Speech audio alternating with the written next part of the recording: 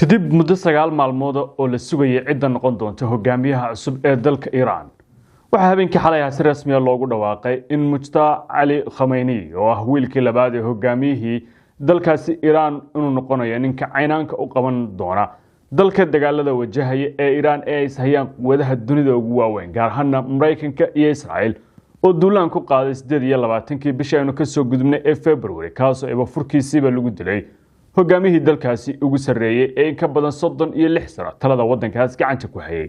sida aynu warbixinteennii hore xalayba ku sheegnay waanu taariikh nololeedkiisa iyo waayihiisa kaga soo sheekaynay waa nin ka soo barbaaray guri laga soo talinayay dalkaas 36 sano waa shakhsi uu shalay hogaamiyay mid kamid ah kuwii ugu saameynta badnaa ee adduunka soo mara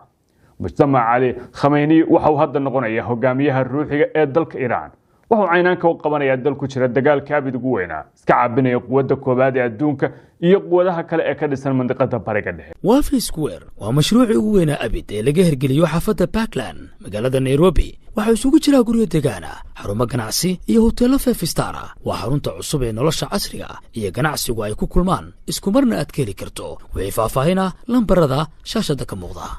waxa hortiisa yaala 3 qodob oo ay ugu baahan tahay inuu si degdeg ah wax uga qabto kuwaas oo kala mayal adeeg iyo mideynta go'aanada ee xilliga adaga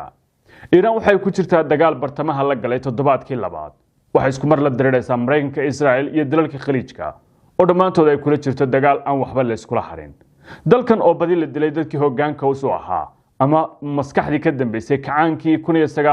1979kii ee xukunka lagu dhaafiyay boqor Shaahi Pahlawi dalkaas Iran waxa koobaad ee u baahan yahay hadda waa inuu hogaamiyaha cusub laga helo hal adeeg iyo inuu go'aano xiniyo ku qatmo oo dalkan ku hago muddada dagaalku u socdo waxa hor yaalla inuu sameeyo la tashi xoog leh xog ururin iyo inuu yeesho go'aanka koobaad ee dagaalka si looga dheeraado hoggaan xumo la kowsato inay sabab noqoto fashil ka soo gaara dhinaca dagaalka waxa xukunka imaanaya xilli la dilay jiilkii saraakiisha ciidan ee ugu muhiimsanaa dalka ee kala dambeeyay laba weerar oo 2 sano oo isku xigta dhacay ayaa lagu dilay saraakiishii foolaadka oo ahaa ciidanka ilaalada kacaanka kuwa militariga sirdoonka iyo khubradii dhanka militariga wax kasta hadda waxa uu ku qasbay inuu ka horeeyo sidii looga bixin lahaa marxaladan xasaasiga dalka loona qaadan lahaa go'aano masiiriya taas oo haddii uu ku guuleysto uu noqon doona mid horseeda inuu kasbado dadka reer Iran oo hadda ka war dhowraya sida uu noqonayo iyo halka uu ku haga dalkan oo maraya xilligiisii ugu xasaasanaa tan iyo markii kacdoonku ka dhacay sanadkii 1979kii ka hortaga gudood ku yimaada ciidanka ilaalada kacaanka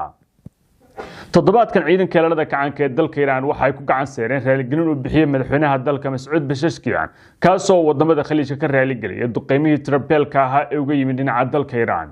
ciidankan waa kuwa ugu xoogan ee talada leh waxay madaxdoodu si weyn u doonayaan in la sii wado dagaalka tan iyo intii Iran laga qaadiyo culayska haysta iyo duulaanka kaga imaanaya dhinaca Mareykanka iyo Israa'iil waxay adeegsanayaan xoog iyo xeelad wixii ay haystaan yoolkooduna waa inay kama dambays ka dhigaan in Iran ay hesho guusha ugu dambaysa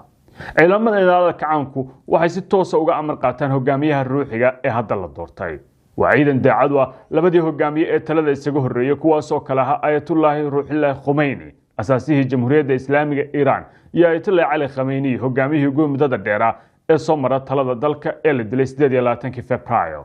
hogaamiyaha cusub waxa uu taala shaqo aad u baaxad badan oo ku saabsan meesha ka saara kala qaybsanaanta xukuumadda iyo ciidanka si looga fogaado inay godood sameeyaan ciidanka ilaalada kacaanka isla markaana taas ay saameyn ku yeelato xasiloonida gudaha iyo go'aanada waaweyn ee laga qaadanayo xiisadaha gobolka ka aaloosan ciidan weerarsan hoggaankoodii la dilay kala dambeeyay saraakiishoodii foolaadka ahaana la beegsaday ayaa hadda uu dhexda ka galaya oo wajahaya xiriirkiisa wanaagsan ee kala dhaxeeya ciidanka ilaalada kacaanka waxa la aaminsan yahay in saraakiishii foolaadka ahayd ee ay saaxiibada ahaayeen qaybo badan oo kamid ay tageen imaanshihiisa xukunkana waxa la aaminsan yahay in taas ay tahay waxyaabaha loo doortay haddii uu ku guuleysto inuu xakameeyo ciidanka ilaalada kacaanka oo safkiisa ku soo celiya waxa uu suuragali doonto inuu si fudud u xalliyo kala qaybsanaanta soo shacabxad ee ka jirta gudaha xukuumadda rayidka iyo ciidanka ilaalada kacaanka taas mararka qaar waxa la sheegay inay sabab tahay fashilka amniga keenay in dalkan uu lubiyay qaybo kamid ah madaxdii waddanka ugu sareysay kuwaas oo ku geeriyooday shaqoolle laga soo maleegay Washington iyo Tel Aviv ilaalinta amnigiisa gaarka iyo inuu ka fogaado sirdoonka baadi goobaya ka hor doorashadii hogaamiyaha cusub dalka Iran sirdoonada Israa'iil ee Mossad waxay si dhow ula socdeen doorashadii lagu xuleeyay xubnihii doonayay inay qabtaan jagada uu hadda ku soo baxay hogaamiyaha ruuxiga ee dalka Iran Mujtaba Ali Khamenei warbaahinta Reuters oo dabcan la fahansay inay xog ka heshay dhinaca Tel Aviv waxay warkan soo gudbisay ka hor intii aan si rasmi ah loogu dhawaaqin in la doortay hogaamiyaha cusub ee dalkaas uu yeelanayo tani waxay calaamad si toos ah u muujinaysaa in ninkan mar horeba ay sii calaamadsadeen sirdoonka Mareykanka iyo Israa'iil kuwaas oo si joogto ah dhaqaqiisa ula socday una ogaa inuu yahay shakhsiga doonaya sida uu qaban lahaa booskii aabihii hayn jiray 36 sano ee la soo dhaafay. Israa'iil iyo Mareykanku waxay si wada jira goor sii horeysay u sheegeen inuu isaga yahay cid bedelaysa hogaamiyaha. taas ma ahan war la mala awaalay sida muuqatay waxa ay xog daqiiqa oo la hayay. Mareykanka iyo markaasna waxa ay ku dhawaaqeen in cid kasta oo la doortay ayaga u tahay hadaf ay tahay inay soo afjaraan. Washington iyo Tel Aviv waxay hore wacd ugu mareen inay isbedel maamulka ka sameyn doonaan Iran. Waxa ka go'an in la beegsado lana soo afjaro nolosha 56 jirka la wareegay talada Iran si loo gaaro yoolkii duulaanka loo qaaday oo in Iran ay la mid noqoto Liibiya kaasoo la dilay Muammar al-Qaddafi isuna bedelay goob cagaha la gashay colaado sokeeyo oo sabab noqon dalka reer galbeedku ay ka gaaraan danihi ay kala hayeen oo ugu horeysay inay qaataan shidaalkii dalkaasi u qaniga ku ahaa.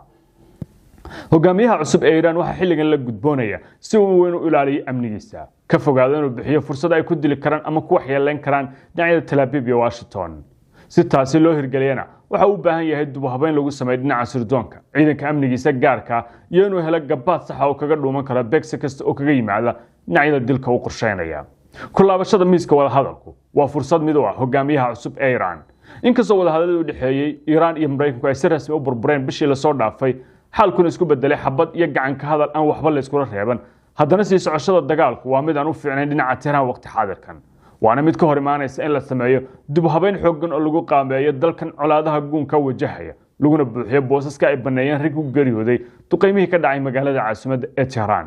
hogaamiyaha cusub waxa uu ku khasban yahay inuu qaato go'aan kasta oo xilligan dagaalka lagu joojin karo meeshaan laga saari karo colaadda oo dhammaanba ku fiday mandiqada bariga dhexe. tan waxay Iran iyo isagaba u noqon kartaa fursad dib la isugu habeeyo la helo waqti ku habboon oo lagu rogrogo laguna la faguro go'aanada masiiriga ee wax ka qabashada u baahan. arrinta nuclearku waa dood kale oo weyn oo yaala galkan inta badan aragtidiisu waxay la xiriirtaa dhinaca diimeed inta badanna hogaamiyaashii kala dambeeyay markasta waxa ay ku xirayaan fatwaadka laga helayo dhinaca wadaadada diinta ee Shiicada. markasta oo dagaalku sii dheeraado waa xilli kasta oo Iran lumin doonto rag horle oo dalkaas caynaanka u hayn lahaa soo kana la heli karo fursad lagu burburiyo kaabayaasha dhaqaale ee Iran ay leedahay. falanqayaal kala duwan oo Carab Iraniyiin iyo reer galbeed isugu jiraba waxa ay qirsan yihiin in burburka hadda Tehran gaaray uu yahay mid aad u baaxad weyn gaar ahaan marka laga hadlayo ilaha dhaqaalaha iyo kaabayaasha aan militariga ahayn.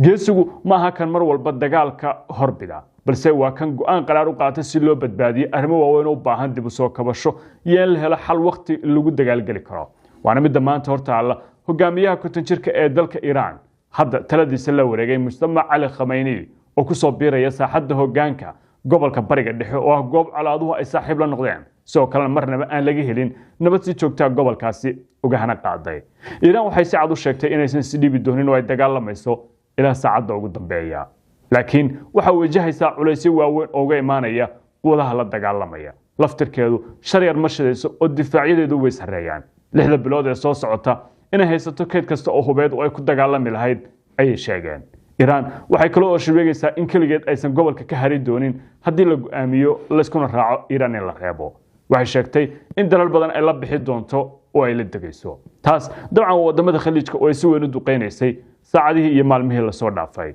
yoolka kama dambaysta ee Iran waxa uu yahay kaligeed inaysan meesha ka bixin ee cid kale ay saadato. hogaamiyaha cusub waxa hor yaala sidoo isugu maareyn lahaa dhammaan kooxaha kala duwan ee Iran ay taageerto ay ku kala sugan daafaha meel badan oo careedega laga soo bilaabo Yemen, Lebanon, Syria, Iraq ilaa iyo sidoo kale Falastiiniinta oo ay qayb ka mid ah taageero siiso. kooxaha maxwarka loo yaqaanay waxay si weyn hadda qaybtooda uga qaymanayaan dagaal ka socda Hezbollah oo kaliya ayaa folaan noqotay. Xuutiyiintuna waxa la aaminsan yahay inay sugayaan amarka dambaysa oo ka yimaada qofka ama hoggaanka la doorto. hadda Mustafa Ali Khamenei ayaa noqday hogaamiyaha ruuxiga ee dalka Iran. ku soo dhawow Darul Asnan Dental Clinic xarunta daryeelka ilkaha oo tayo sare leh war farxad leh adeegyada casriga oo ay ka mid tahay beerista ilkaha ayaa hadda diyaara Hindiya inaad aad uma baahnid garowe iyo boosaaso aad ka heli kartaa ilkaha maqan Darul Asnan Dental ayaa ku haya hal waar oo caafimaad leh